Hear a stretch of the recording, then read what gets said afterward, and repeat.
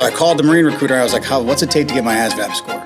He's like, one signature. I said, where are you? And I looked through my rearview mirror, he's driving right behind me. I'm 28 years old, step 1 apprentice. And, there's guys out there that have been doing it for 40 years. They don't know me from anyone. No. And I don't know anything. So I'm like, I was in charge yesterday when I was in the Marine Corps, and I'm not. Like, I am at the bottom again. This is easy. All I got to do is build. I overbooked myself. I had to finish this job. And I sat in the hot tub and was looking at all the kids playing. I'm like, I'm going to sell it. Like, what is he? Is he going to care? Even if I made it a multi-million-dollar company, you think he's going to care whether I'm there or here? He's going to care if I'm here. If you're thinking about a career in the trades and you want to know what employers actually look for, what the work is really like, and what nobody tells you before you get started, you're in the right place. Built in the Midwest features conversations that'll help you figure out if this path is for you. Today, I am super excited to have a good friend of mine and someone I look up to with everything that he's done, continues to do. But Johnny Rogers on the podcast. A little bit about Johnny, and we're going to talk a lot about Johnny today. But he's a Marine veteran, head wrestling coach for Escanaba, journeyman lineman, entrepreneur. Did I miss anything? Still in the National Guard. That's about Still it. the National Guard as well. All right. So, you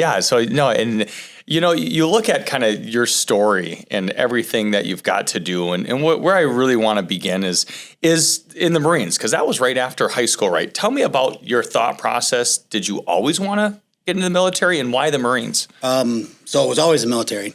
My dad had talked to me about going in the Coast Guard, because there was a war going on, right? So nobody wants their son to go to war. No, exactly. And I like water, so I was like, oh, okay. And then that kind of just fell through, like, almost perfectly. I went and took a test. I took my ASVAB in Kingsford, and then I had a minor indiscretion with the recruiter when I called him.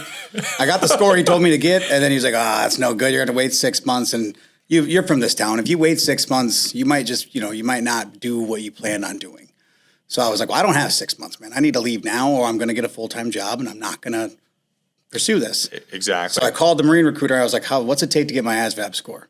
He's like, one signature. I said, where are you? He said, right behind me. I looked through my rearview mirror, he's driving right behind me. No. I swear to God. Come on. No. And I called my dad, and I said, I'm joining the Marine Corps. And my dad, just like a movie, met me on the highway coming out of our house, and was like, you sure? I'm like, I'm sure. No, he comes storming out like, there's a war going on. Yeah. What about the Coast Guard? Like, your mind changed. Would you pull off the side of the road and sign the paperwork straight then and there? No, I went to his office. Yeah. I passed my dad's house. My dad followed me. He's like, you sure about this? I'm pretty sure about this. So that's how I ended up there. Wow. So he was really nervous for it, I guess, as any father would be. Yeah, it's something to look into, but I mean, I felt like going, if you were going to go at the time, I wanted to go with the best. And obviously the Marine Corps has a habit of calling themselves the best. And from what I could see, I'm like, I'm going with the best. So. I'm going with the best. Absolutely. So what does, having gone through, take me right into like boot camp, because I've heard of guys going and guys dropping out. What was your experience of boot camp? So I got told like a small white lie that I was going to be out, like the wrestling team was easy to get to. And I'm like, I'll just join the Marine Corps, go through boot camp, find the wrestling team. Turns out that's not that easy, but it didn't really matter. Boot camp, honestly, the only issues I had with it, again, stemmed from, because of wrestling, I say it every day, there's no harder place than a wrestling room. So when I got to boot camp, the only thing I had a problem with was like missing family.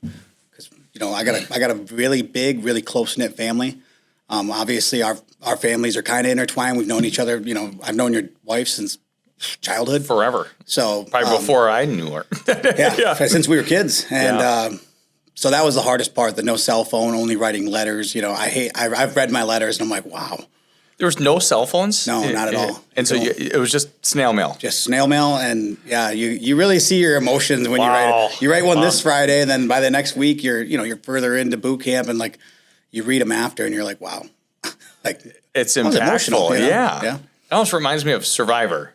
Right, when they get the letters and they break down because it's so emotional hearing back from family, but you haven't heard from in weeks or a month. Well, and snail mail, like it gets mixed up, and like you're writing another letter. Like, why haven't I got a letter? You guys, I just left. You don't care about me. Yeah. And then you get 10 letters at once. And you're like, oh, I'm going to look like an idiot in about 2 days. Like, well, and then you kind of feel like you're on an island at that point. And yeah, I mean, it's kind of funny because anywhere you go in the military, like boot camp's the first one. You get a bunch of guys and girls, and you make plans. When we get out of here, man, we're gonna be friends forever. We're gonna do this, and it's such the tip of the spear of what your career is gonna be.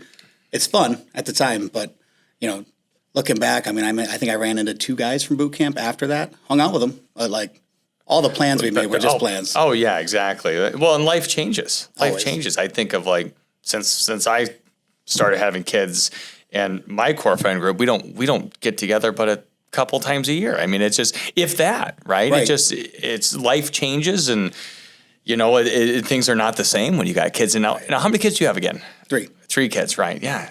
So you got your hands full as well, and all that. So how many years were you in the Marines for? I did 8. Yeah, 8 years. Okay. You see, 8's kind of interesting. So I see a lot of guys that do 4 years, 4 in and out, or that go the full 20. Why the 8? So 8 happened. Carrie was in school. So the original plan was to join the Marine Corps, get a trade. I wanted to get a welding trade or something, right? Get something from the military and take it out and come back, make money. I ended up I was in the artillery field, and then I got to my unit, and we were slated for a deployment to Afghanistan. Well, all of that stuff, the wrestling team and all of the ideas, it went out the door because now you've been, you kind of trained for combat, and you're out training for combat.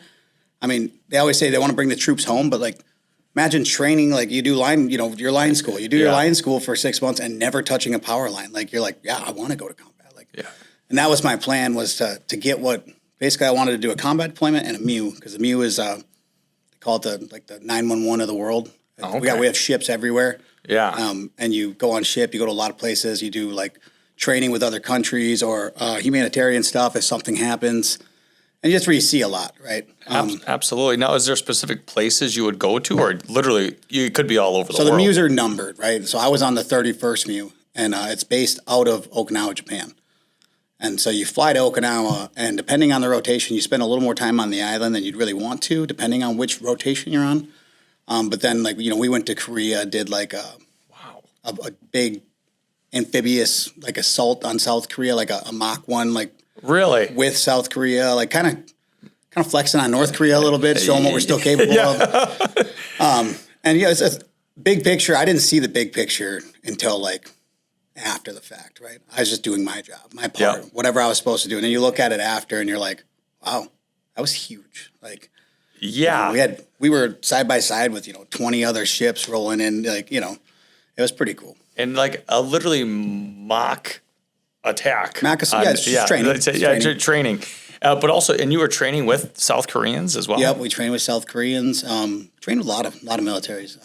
Most of the U.S. military, to include currently the National Guard unit out of Gladstone right now is in Latvia, training with Latvians. Oh, really? Yeah. Wow. I'll be darned. So even after the 8 years, you still, why into the National Guard? Well, so my first 4 flew by so fast, right? And Carrie wasn't quite, she's done with school. I had orders to Quantico, Virginia. And then looking at the National Capital Region, she's in accounting. We're like, wow, you could probably get into some big name places that when we move back to the Midwest will hold a lot of weight for interviews. So, okay, my buddy was in Quantico. I called him. He's like, it's the greatest place. You train brand new lieutenants on everything war fighting. So from the machine gun range to shooting live artillery, you do it all. Wow. And it was a lot of fun. We did that, and we hunted and fished, and Carrie got a lot of experience. And then at 8, it's if we continue to go, we're going to 20. 8's a good number. You're still young, you know. Even at 20, you're really still young. Yeah, absolutely. So that was kind of the plan. And that's how I got into Lineworks, actually. Funny. I don't know if it was your last podcast, but Mike Dombrowski. Yep. So he was going to be in the Marine Corps. Mike was 100% joining. I still have the Facebook message. No, come on. He was all about it. He was stepped in. He was going to do all this stuff. He was training. He was telling me he's going to the gym. I'm just enough older than him where oh yeah, he's watching me and seeing my pictures. And then he's like, I think I'm going to try this lineman thing. I was like, well, Marine Corps is not going anywhere, man. If it doesn't work out, it's still here. Yeah, it's still here. You can still do that. My, MySpace or Facebook or whatever it was at the time, my pictures were cool. And then all of a sudden, like, I'm kind of in a training, world where I could take pictures, but they're not that cool to me anymore. And all of a sudden, Mike starts putting pictures up and videos up. And I'm like, that looks cool. So then I asked him about it, and then I started doing research on it. And that's kind of how I fell into the line work side of it. Oh, so you got him all excited about the Marines, yes, and he got you excited about potentially line work. 100%. Get the heck out of here. And then I saw the benefits package, and that's really how it went. My post, they do like a post interview, like set you up for success type thing, because they failed. The military has failed that for many years. Oh yeah. So they do a pretty good job, but a lot of kids are like, I'm gonna be an entrepreneur. I want to own something. I'm never working for anyone. And you're like, what are you gonna do? They're like, well, I don't know. Well, you have no idea. Exactly. Like, you have a skill set that doesn't really transfer to the civilian life, and you need to have skill sets. You got to have something to offer. You need something of value. You go to this course and you write out this huge thing. They want to see basically what your plan is when you exit. And I literally just handed them an East Coast IBW lineman benefits package, and they were like, this isn't real. My God, this is definitely. I'd make that tomorrow, and like. Dominion Power showed up. Wow. And I was like, they were like, here's your package right off the get-go. And the people that were putting the class on were like, whoa. I'm like, there's a lot here. Yeah, you're not kidding. Now, what about the line trade attracted you? Because I'm thinking of, we're talking about wrestling, we're talking about the Marines, we're talking about line work, we're talking about kind of intense, dangerous type things here. What was it about the line work that attracted you? Honestly, he was at the time, he was long lining under helicopters. Yeah, put up a video long lining under a helicopter, and I was like, if that's my office every day, I could do that. I have no idea what line work is. I know nothing, ground zero, but that looks cool. And it's like, no, this really jives to other things that you've done. And yeah, kind of it all. There's definitely a pattern. Well, yeah, no, absolutely. Wow, no, I just I think that's amazing when you look at kind of where you were, Marines for 8 years, and then after the Marines, did you get right into the IBW, or what did that process look like? Well, the National Guard kind of slipped up, because when you're in the military, you have TRICARE, it's called. Great insurance. It's really good insurance. Everybody's covered, family's covered, like minimum copays at best. Which is huge nowadays. Exactly. I mean, it's huge. I mean, and you turn 26 and you can't be under your parents' insurance anymore. And it's like, okay, now you're on your own, and that's. So I got out, and I'd already kind of threw the idea around. I basically spent a month of like, well, let's see what this is about. And I called the National Guard recruiter, and it can't be that bad, man. I didn't want anything more than insurance. Like, I'll do the bare minimum I have to do, which I don't know. I know you, and you know me. Like, the bare minimum, you might come in there with that idea. Oh, yeah. A day later, it's different. No, exactly. I think anything you do, and I think everyone in the community really sees that. I mean, not only do you have an amazing reputation for yourself, but when you do something, you give it 110%. Like, seeing just the coaching and the commitment that you have to the players, to the team, to getting everything set up, the organization, it's amazing. Yeah, ask my wife how amazing it is.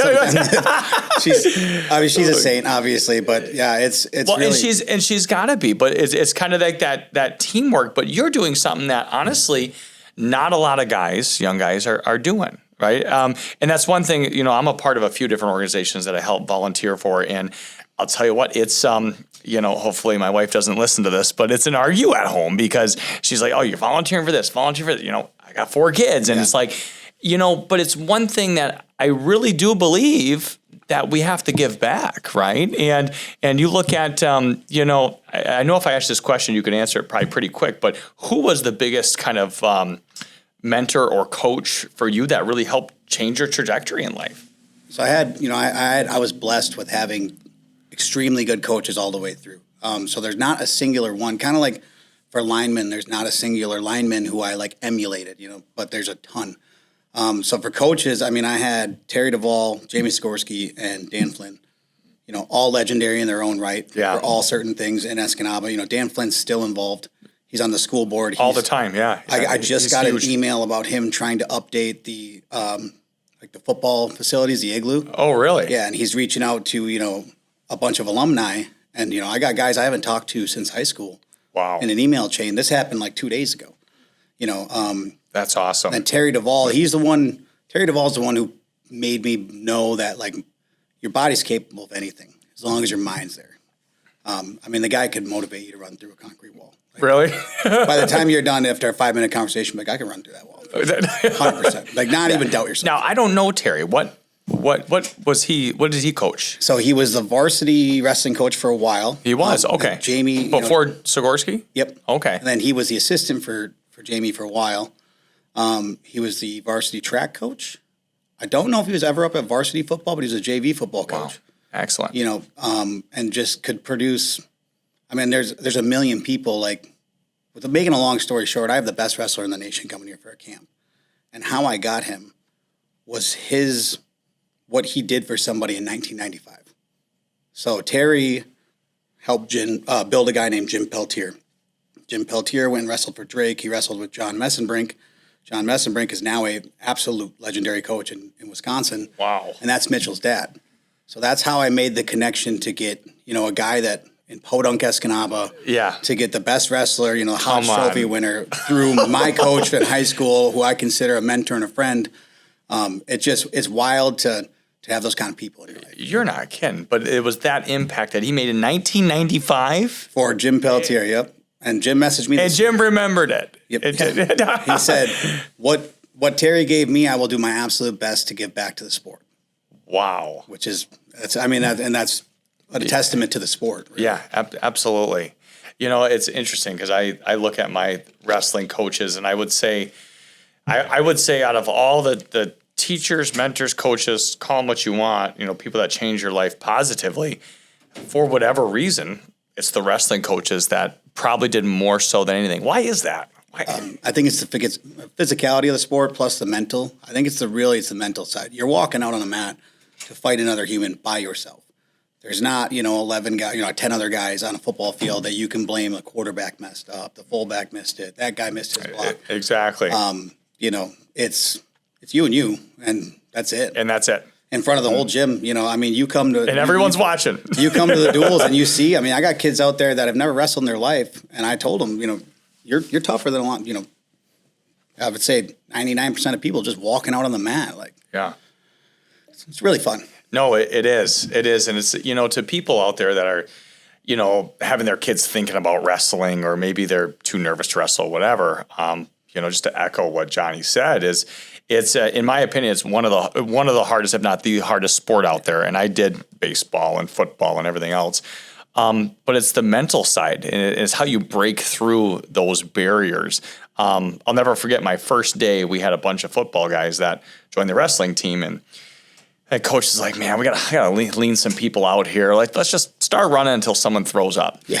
And he was dead serious. Like, it was just, he said it so nonchalant, and we're running, and I'm like, somebody put your fingers down your throat or something, because it was terrible. It was gruesome, And the football guy's like, "Is this normal? Like, I've never done that." And I was like, "Yeah, unfortunately, yeah." Exactly. Trying to figure you guys out. Trying to figure you out. Yeah. See if you're gonna push and you're gonna get to that point. But that's where wrestling for me has done a lot, and so it's one of those things. I encourage everyone, get your kids into wrestling. What they're going to learn from the coaches, what they're going to learn mentally, physically. It's huge. It's huge. It gave me everything. So that's kind of why I'm so heavy on it. Is because the Marine Corps physically was a breeze. There's some mental sides to it. Really?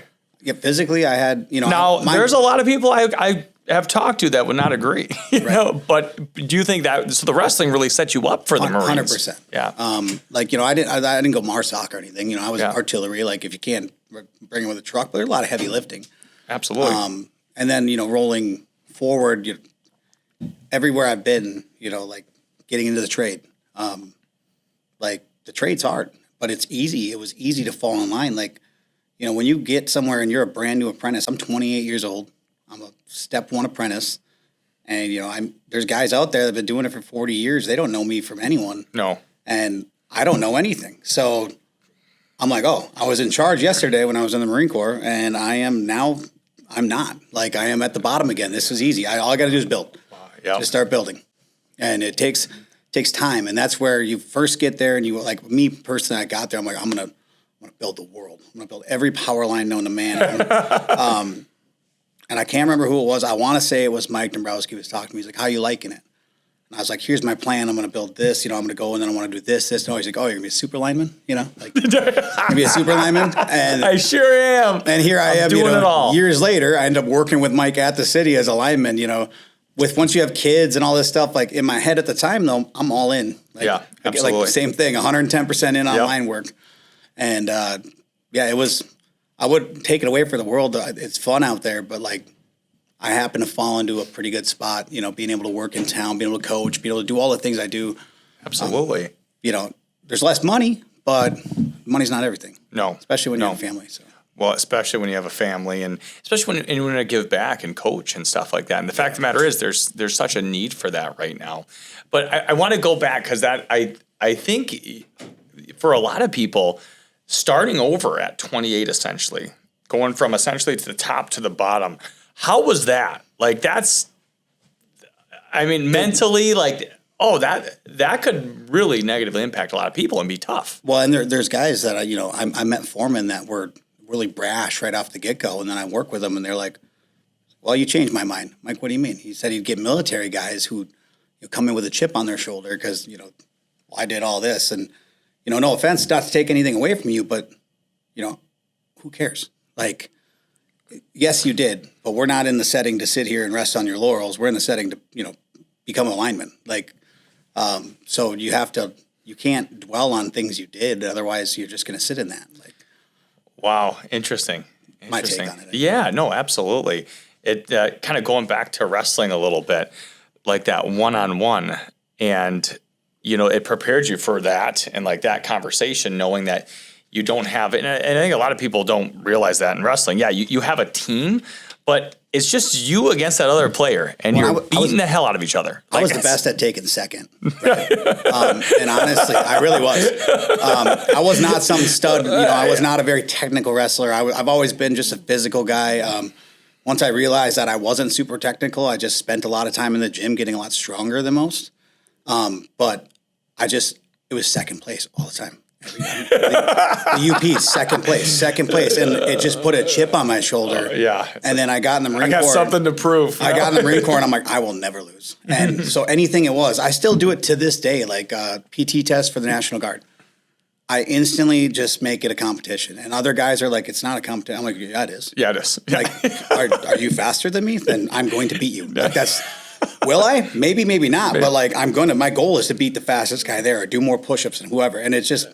It's a ridiculous mindset, but it works. Okay, where did that mentality come from? Did that come from wrestling too? It came from taking second place all the time. Like, I can't stand. I could not stand it. I got out of wrestling. I wrestled my whole life, and like, it was actually perfect for me. It put me in a setting, where, And then the best part is, like, I take over the team. Right, first year we go to UPs. We had no business even like making a run at a UP championship. Amazing. And we made a run. I mean, the other team might have a perfect day, and they did. So my first time coaching a team at UPs, we took second place. And I'm like, and I literally was like, never again. I'm either not going to be in the running or I'm winning. Like, exactly. No, if I'm going to get there, I want it all. Yep. Plain and simple. But, if you were winning all the time, that wouldn't be any fun because there'd be nothing to achieve, right? Nothing higher. So, you got to have that goal. And, I know when you get, that was my biggest motivation in wrestling is I just got sick and tired of getting beat the hell out of on the mat before, where a guy would come out there and use me like a rag doll. Right. And you got to walk off. No, exactly. Shake his hand. Yeah, like here we go. But from setting yourself up to in life, it's funny how like wrestling has done that for you your whole life. And when you really don't have a team behind you in real life, it's really you, and you're responsible 100%. For yourself. You're responsible for your family. And I think wrestling really does teach you a lot of those things that in a roundabout way, a lot more real life type stuff. So talking about the coaching, and I just, there's such a huge need for coaching and volunteers out there. Why is that important to you now? How do I put that into words? Because there's just a lot of kids, especially in wrestling, right? We don't get generally most of the really good athletes are a football player, a hockey player, Yep. And it's not I have very good athletes, but generally it's like the tough, different kids, and like a lot of them don't have good home lives. A lot of them don't have a lot of things handed to them. A lot of them have, they're not confident, and like my team was made up of just a hodgepodge of crazy kids this year, and I would say over half of them never wrestled before. And like over half of them, brand new in high school. In high school. Oh, wow. And then that's a young team, and takes years to build up. Well, and then just like I don't know, I guess the mentorship that even if I'm giving it or not, like, they see me walk in and I'm covered head to toe, I'm in high vis, I'm beat up, I'm tired. And I go in the coach's room, I come out and I'm in shorts and a t-shirt. I might have, shotgun a monster in there real quick, but I come out, I'm ready to go, and I'm ready to give them everything I have, and try to pull everything out of them. And I've sat in a lot of meetings now with teachers that I had, like were the same, like office I sat in, getting told I was not acting right. And the kids, they request, they're like, oh, I love wrestling, and I'm like, well, you just started wrestling like this year, and like you said, trimming the fat, right? So that always happens. So first month this year, I'm like, we got like 35 kids. I'm like, we'll be lucky to have a lineup when we get there, but we'll get there. Yep. Month 2, I walked in, I'm like, you guys are either tough or stupid, but you're still here. And they're still here. They're still coming in the summer. I have a lot of parents that kind of figured out like, what I'm about. And like, I will answer my phone. I will text the kid. I will talk to them. I'm not really in it just for wrestling. I like to develop. Yeah. It's just cool. Like it's. Yeah. No, it's huge, but you're right on when it comes to wrestling. I think of a lot of guys I wrestle with, and it's not a sexy sport, right? It's not a sport that's like, oh yeah, like I'm a wrestler. And it's not like football or hockey or even baseball. I mean, it's you're nothing. Walking around school, you're all beat up. Exactly. You know what? People say you're in a leotard, you know what I mean? It's a singlet, by the way, all right? And they're actually pretty comfortable. Not bad. No. You got to have some confidence to walk out in them. Yeah, no, absolutely. But yeah, no, I see what you've done with that program, and I see the kind of motivation and inspiration that you give these kids. And, the other thing that I feel like a lot of younger people struggle with nowadays is overcoming obstacles and failure, and they don't know how to fail. Right. How do you instill that in a kid on how to overcome their failures in life? Honestly, currently I got one of the best athletes in the school is one of my wrestlers, and he just can't put it together on the mat. Like he just had a walk-off home run to win the district for baseball, right? Come on. Stud. Absolute stud. If he does track, he's a stud. Football player, he's a stud. Wrestling gets hammered on.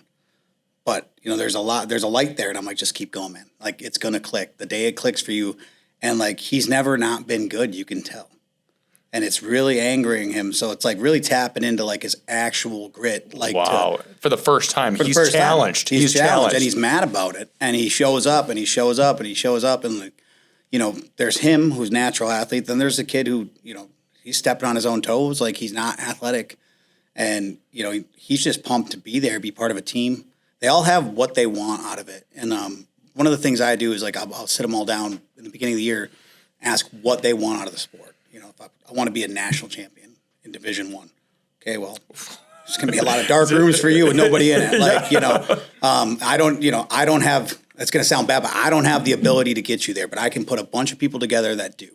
And there's a lot of that going on right now in the UP entirely. There's fresh coaches at Gladstone, fresh coaches at Nagani, fresh coaches in Kingsford, and we all have a different mindset. Back in the day, it was blood in, blood out, UP on UP. Now we get to go downstate. We get to get to these big schools, get to go to the state tournament. We couldn't do that until I was a junior in high school. So really? Okay, I didn't know that. We only had UPs. UPs was our state. So you're wrestling against some big schools downstate and big individual tournaments and everything. Well, they just have a way bigger circle to wrestle outside of the season, or they want extra training, and it's just taking a lot. There's a lot going on up here. There's a lot of guys who do a lot for a lot of kids. I'm one of them, but I wouldn't say I'm like the top dog. There's guys that, there's a guy that was in Battle Creek last weekend with a group of like 10 wrestlers out of the UP.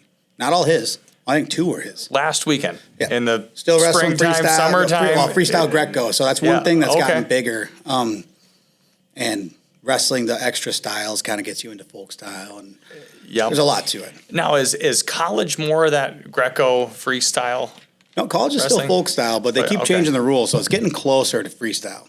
Oh yeah, last time I was at the Escanaba meeting, I'm like, oh yeah, new rules with the point system and takedown. And I mean, It's getting there. It's It's changed a lot a of little bit. fun. And it's funny when you said entrepreneur. So like, you remember I bought that piece of equipment and I was running that. Yes, well, I was thinking of some of the real estate. Oh well, yeah, that too. yeah, So I sold that too. I sold that piece of equipment because I had to miss one of my son's wrestling tournaments. Wow. So I went down there, and there was 2. We were doing back-to-back Saturday, Sunday. And I got down there on Saturday after, I overbooked myself. I had to finish this job. And I sat in the hot tub and I was looking at all the kids playing. I'm like, I'm going to sell it. Like, what is he going to care? Even if I made it a multi-million-dollar company, you think he's going to care whether I'm there or here? He's going to care if I'm here. Yeah, absolutely. And I say I traded what could have been as lucrative as I drove it to definitely not making any money, probably being in the hole at the end of the year coaching. But, if I was going to give advice, like if it's something you love, just go with it. Like I have way more fun. That was cool. I said, that's funny that I said it. I said when I got out of the military, right, I'm done with civil service. Somebody's going to pay me by the hour, and I'm going to make millions, right? I'm going to work. I know, because that's one thing that the military teaches you. It's long days, it's long nights. Especially like combat deployments, like. You learn what you really can do as far as your body goes, like Absolutely. how much you can do without any sleep and things like that. And I was like, man, when somebody pays me by the hour, like I'm gonna bankrupt companies. Yeah, exactly. And, I'm not going to stop. yeah, I'm like, I'm done with civil service. All nighters, all the time. 1 month later, I'm in the National Guard. I'm like, okay, I'll be a little civil service. Right? And then a couple years later, like full time coaching, basically not, still working, but full, coaching almost year round. I ended up coaching football. Like Really? Yeah. Oh, 8th grade football, and like luckily I had some good guys around me that know football, because I told everybody. I was like, I haven't touched football since 2009, and even then I hit people. This is going on 20 years. But it was a lot of fun. I mean, I had a riot, and honestly, I recruited a bunch of wrestlers on football team. Oh, yeah, absolutely. But yeah, I mean, got out of the Marine Corps. I had no idea. I don't know. I got kids. I'm getting a job. I know that. Yeah, Mine works where I want to go. Exactly. Figured out the steps. Luckily, I had somebody like Mike who had already done that, and then, the first step actually was your school, CDO. Yeah. And that was my failsafe, because at a minimum. That was a lot of fun. I enjoyed hanging out with you. Even if I didn't want to be a lineman, at a minimum, I'm like, I can drive stuff. Like, at a minimum, I can make a living doing this. So that it was always just like every move I made was just to make sure that I had something in my pocket. Like, So you were gonna be able to be taken care of, your family, regardless of what happened. Well, and I'll tell you what, we work with a ton of veterans, and you've sent a lot of veterans. I've recruited a lot. There's more than once. I'm like, oh yeah, referred by Johnny Rogers. I'm like, oh, thanks, Johnny. Well, you guys are really good with it. You guys are you're dialed in as far as the paperwork side goes.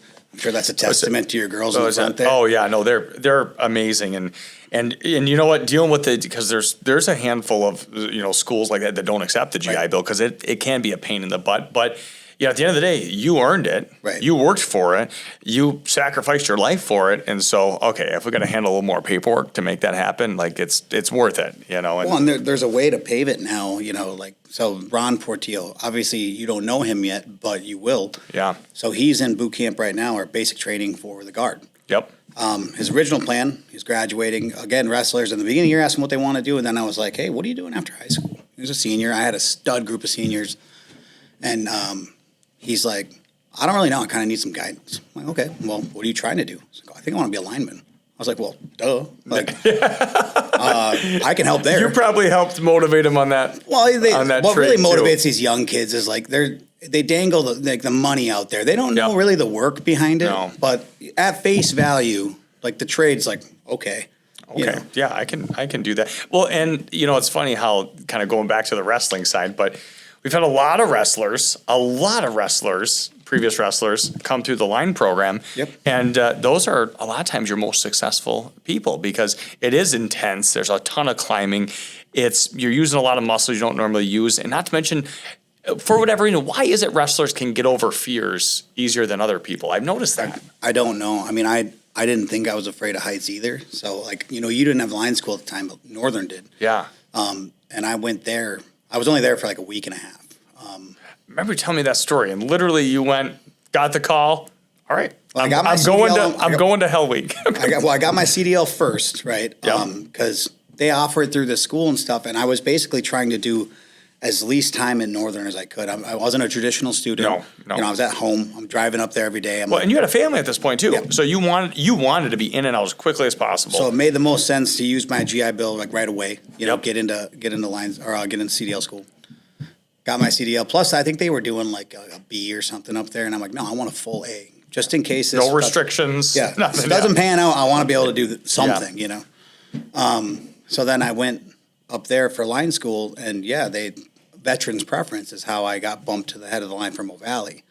So a lot of places, like Albad does like a helmet or helmets to hard hats. There's a bunch of really little small niches that these kids can use.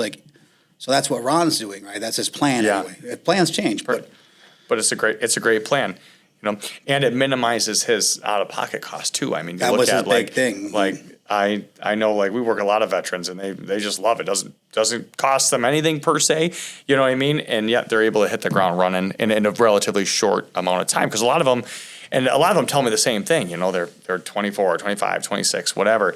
And it's like, the last thing I want to do is go to university with a bunch of 18-year-olds. And honestly, I got to class and I was like, oh boy. And then like two of the kids that I row with, they're young, they're 18. They think they know, Oh, jeez. And like I'm riding up there with them, like I'd pick them up. You feel like the old guy. And I'm like, okay, I just have to do this. Like, this has got to get done. This is part of the steps. Like, whatever. Just focus. Stay in on it. Yeah. And then that really fell into my lap. We were doing something in class, and I sent in my application while sitting on the computer in class, and they emailed me right back, send me your DD-214. I sent that, and then they just started that direct entry thing because they had a big job fire up. They need a lot of apprentices. And they sent me back a date. Like, we're running this we're running back this new boot camp thing next Friday. Get to Indianola, Iowa. No. At this time. And I was like, okay, like I need to ask questions. So because they don't really, they're great down there, but not when you're not in their program, right? They're not. Exactly. You call down there, they got 1,000 apprentices they're dealing with. They don't exactly. So I went over to my instructors and I was like, hey, like this is like I'm gonna go. And one of them worked for the school. He's a great guy. Did a lot for a lot of people. I mean, I still get texts from him when jobs fire up about like, do you know anyone who wants to do fiber or whatever? Oh yeah. He's still in it. That's awesome. And then the other guy was like, well, is it indentured? And I'm like, yeah. And he's like, well, then go. And he's like, I'll tell you what, I'll stay after class. I'll teach you pull top. That's all you're going to need. He's like, whatever else, that boot camp thing, I don't know about that, but just wrestler, Marines. Yeah, basically. You're going to be fine on that part. Well, and then I got down there and we started it, and there was another Marine there. He hadn't even seen a pair of climbers in his life. He just showed up. Showed up. And then there was a third. That actually blows me away. Third Marine there, and he came from like Washington, and he made sure everybody there knew he was a Marine. Like, so the other guy I knew, we were both wearing a hoodie that like, oh, you in the Corps? Yeah. So the other guy's like, I am a Marine. And we're like, cool, bro. They start the boot camp side of it, and a lot of these guys been in line school, right? A lot of them been in line school. They did, or work non-union, and I'm like, whatever. I'll just. So they knew how to climb. They went through the Hell Week exercises. But the climbing doesn't matter, right away. No. So it's just that boot camp thing, and I'm like, boot camp, I can do this, and I'm 28, so I'm like, I'm not losing to anyone. No, same thing. Same thing? You got to carry the pole chunks. Second place is not an option. I will win this. Yeah. And that's basically all I can see on the pole carry, just speed walking. We were digging the pole holes, and like the Marine that was next to me, that guy ended up being a good buddy of mine. It rained. His pole hole was like literal soup. And I'm like almost done, and he's like, "There's no way I'm getting this done." I was like, "I don't think that's the point, man. I think the point is just like don't quit." And he's like, "Yeah, I'm not stopping, but like." And I'm like, all right, well, mine's done. So I went over and started helping him. And like the instructor walks up, he's like, what are you doing? I'm like, I don't know, he can't get his hole. And he's like, And then the other Marine quit and he walked out. And as he's walking out, you know, we're like, what are you doing? And he's like, I'm done with this, man. This isn't for me, which is why it's there, right? That is kind of the point of Hell Week. It filters out people that realize that's not the trade for them. Understandable, but like as a Marine, we got some arrogance there. Like quit after the physical stuff. Like quit. Was it the physical part of why he quit or just? Yeah, he didn't do the tower or anything yet. Really? So I asked that. Was it a fear of heights maybe? Or? It could have been, but we weren't going high yet. We were on the ground. Interesting. So we started saying some choice words to him. And, you know, the instructor actually, I can imagine. Paul has passed away since then, but he was a big bearded guy, you know, and he's like, why are we yelling at him? Like, well, he was a Marine, you know, so we got to, I mean, we can't sit here and tell everybody you're a Marine and then quit. No, exactly. And he's like, Marines don't quit. I think you two are going to be fine in this trade, you know, like, and it worked out. I did the Hell Week and I was working for a contractor the next week. Wow. No, that's an amazing story. And that's, I think you're part of like less than 1% of people that I know that have done that. Like that's very, very slim. But, you know, even back in the day, you had to have your CDL to apply, right? 100%. Yep. Yeah. So 100%. So that helped you with that part anyway, you know. Well, no, I think I'm pretty positive it was Nebraska who was like, step one, get your CDL. At a minimum, man, go get your CDL. I mean, it just happened. Start there. Happened that like I just got out of the Marine Corps, didn't have a job. He's running a tree service, and I'm getting a CDL. It might work out. Yeah, no, exactly. But like, so you knew you had, you know, there's something else there that you had as well. So wow. I did carpentry for a little while with another, you know, Sankovic. We all know him. Oh yeah. And I'm just not a carpenter. Like I have zero love for it. Yeah. I have zero ability. You gotta love it. If you want to see something built wrong, have me build it. Yeah. Unless it's a power line. You know, like, you know, when I got in the trade and they measure, they're like, this is 6 inches, this is 6 feet. I'm like, perfect. That's how I measure. There's no 16th in here. We're good. No, okay. Exactly. Plumb bob. All right, give me a string with a weight on it. I can do this. Straight line. I can do this. 6 inches, 6 feet. This is easy. You know. Oh my God! I remember talking to Kyle about that. Like literally the latest and greatest technology. Like the plumb. And that's actually probably one of my favorite things about the trade is at its core, right? So you can have all the equipment in the world. You know, you see MJ show up over here and it's insane. They are a great company. You know, they have a ton of equipment. But there's times where I've been with them and the only thing you can do is do it the oldest way possible. Yep. You could get, I mean, other than like a horse and buggy, right? You're going on a four-wheeler or side-by-side. Yeah. But you drag the pole into the swamp and you set it with pike poles and like you're climbing it and like there's everything is rudimentary. Everything's the oldest way. You're using the same grip that they've been using since they built the first power line, you know? It's kind of amazing, but yeah, and you see that I've heard that from a lot of linemen, like those backyard transformers that you can't get equipment in there. You can't do anything. You got to do it the old-fashioned way. I don't remember the year. I used to remember the year. Bring up pulleys and stuff. The pole gin was made like in the beginning of line work. Right? Yeah, like just a pole gin that you hang off, and it's got it gives you like a 4-to-1 by the time it's down. But yeah, like that's day one stuff. Yeah. We have every crane in the world, but if you can't get the crane in there, got to do it. It's useless. You got to do it the old-fashioned way. Well, I want to be respectful of your time because, Johnny, you're clearly a super busy guy. The one thing I want to give some motivation to younger people out there, kind of in our age that maybe don't do a lot of volunteering or coaching. And what advice would you give them? Because I hear it from all these organizations that I'm a part of and different things that there's just no young people that want to get involved in stuff. What's your advice to those young people to get involved and volunteer, help out, coach? I think we live in a generation now where you think you're doing something because you're sharing it on Facebook or you're pushing it on Facebook or Instagram or whatever. Yeah. So like it may make you think you're doing your part, but there's a physical side to everything. Every time you go somewhere and you see those older guys that are there, it's not because they're retired. They've been doing it since they were 20, and I guess the motivation behind it is like, for me, it's just, I get a lot out of it mentally for doing anything, right? It's, you can spend your Saturday sitting on the beach, with a cold one in your hand, Sounds great. And we're all good with that. I've seen you at the lake before. I have my fun. Absolutely. I have my fun, but like what a lot of these organizations do for everything for people is getting so they're getting so few and far between. Like if you don't have them, what is it anymore? sport. Like, Yeah. you're not going to get the Lions Club to show up if you're not part of it. Yeah, absolutely.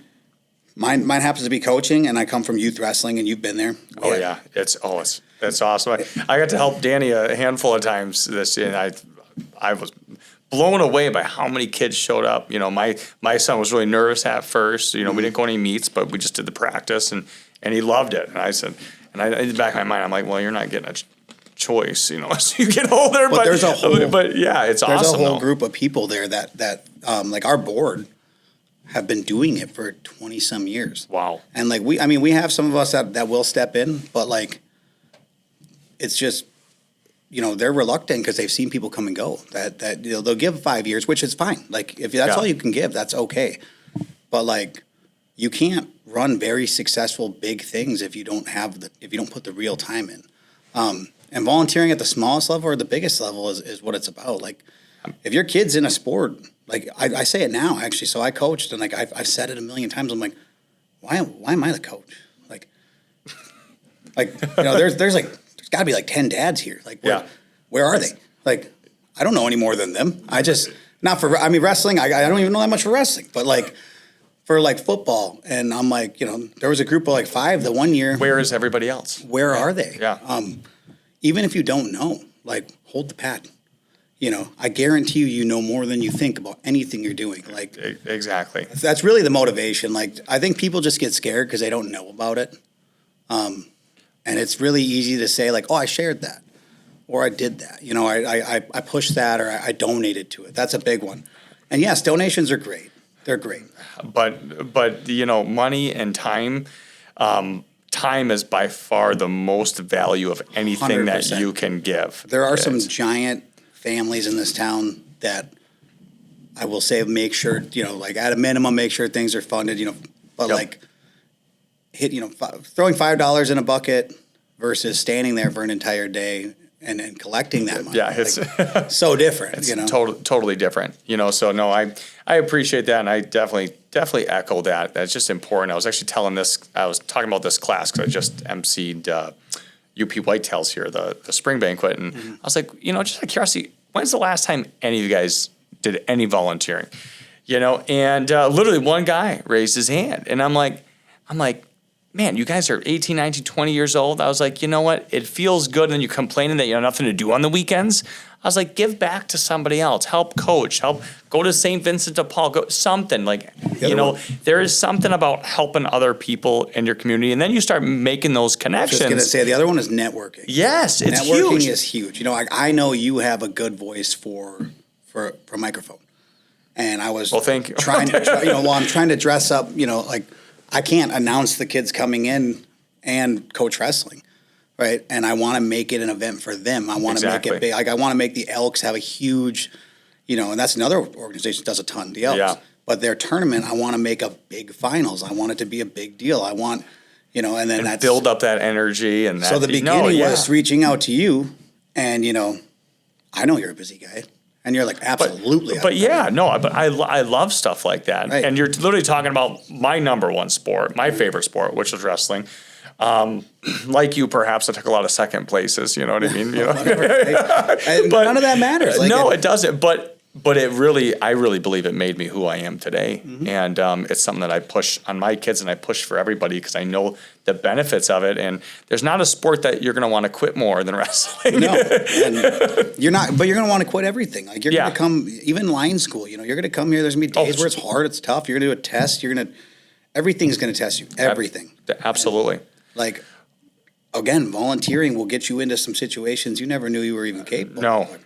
No. You know, and sometimes it's not even volunteering anymore. Sometimes it's got monetary value to it. Like, hey, I saw you were really good at this while you were volunteering at the whatever church picnic. Like, you seem like you had a niche there. Yeah. I really need somebody, you know, oh, by the way, I can build a wall. Like, oh, I need a wall built. You know what I mean? Perfect. Like, it's how it works out. Like, I have a neighbor, he knows a lot. And, like, he's a very volunteer guy, almost too volunteer guy. Like, you know, too many people show up. Like, hey, can you do my brakes? Oh, absolutely. And I'm like, yeah, you should probably give him some money. Yeah, no. Like, can you do my brakes? Like whatever it is, you know. And he's just always like, I know how to do that, you know. And like, I'm like, how do you know how to do that? And he's like, Well, to be perfectly honest, I grew up, it wasn't like we were calling somebody to do it. So Yeah. Wow. No, I love that. I love that. And the networking and the connections, you never know. Jim Rohn says this is embrace all conversations. You never know when one is going to turn everything on. And it's so true. It's so true. And you look at, and so really, be willing to put yourself out there and be able to try new things and get out there and help and volunteer. I think that there's such a huge need for it, to say the least. So the last question that I'm curious is, if you could sit down with your 18-year-old self for 5 minutes, what would you tell him? I know that's a hard one. It is. So I accomplished essentially everything I set out to do, whether that was at 18 or not. And I've said it before, I don't necessarily regret joining the Marine Corps. It was the greatest thing I've ever done. By far, set me up for everything. The only thing I regretted is when I started making a paycheck doing line work. I was like, I'm 28, man. I was 18. I could that. I could be living high on the put some hog, away, right? and over the last 10 years. Yeah, I could be so far ahead. But then I look at it and I'm like, no. Actually, I gave this advice to a kid, and this is advice that I would have given myself, because I chose to run down a lot of paths. Get yourself in a position where it's not hurting you to walk the path, and I use analogies, right? So if you run down a path, you're just out for a run on a woods path. You're not going to notice the blueberries here or the raspberries there or this there. You're just running. Okay, you're getting to the goal. Got to the goal. Got it. Okay, now it's the next goal. So I'm pretty big for that. I get a goal and I just shoot for it. Shoot for the moon. Shoot for the moon. And I've learned now that I should slow down, because there's a lot of opportunity, a lot of different things, a lot of things you don't see because you're sprinting down the path. So when you're 18 years old, you have your whole life ahead of you. A lot of kids, they go to college, and that's the big thing. If kids don't go to college, they think they're losing already, and you're not. Especially if you deal with a lot of kids that are in the trades, 100%. You will catch them, you will pass them, quickly, but don't run there. Just walk. Learn everything you can. Meet everyone you can. Volunteer. Yeah. Make a spider web, because you're going to tap them. I got buddies in every state, so it's super fun. Whether line work, Marine Corps, National Guard, I got someone I can meet everywhere. And I got guys that do everything from a diesel mechanic to a nurse practitioner. Trauma nurse practitioner. No, I think that's amazing. It's enjoy the journey, not the destination. I think that's a good advice for everybody. I'm going to take that advice, right. Because I'm like you, just running. It's enjoy the moments that are right in front of you, right here, right now, because there's I forget who says it, but they say, every time you step in the river, you step in at a completely different place, and it's true, right? And so enjoy the journey, not necessarily the destination. Of course, you got to have goals and dreams, but enjoy the journey that you're on. Yeah, just don't sprint it, walk it. Yeah, it's good. You're going to get there. Just walk. Just walk. There's times to run. There's times where you can put it on a little bit and you can gain a lot. If it's going to gain you a substantial amount, well then obviously, right? Sure. Don't walk when it's time to run. Make hay when the sun shines, but yes. Just relax. And then what you put in, there's another big one I feel my buddy kind of taught me this. What you put in, you will get back. It might not be right away. It might not even be tangible for a long time. But energy you put into people, energy you put into things, you will get it back. It's definitely a big network. Everything's a big network. Absolutely. Well, Johnny, I really appreciate it. Absolutely amazing talking to you as always, and I really appreciate you being on with me today.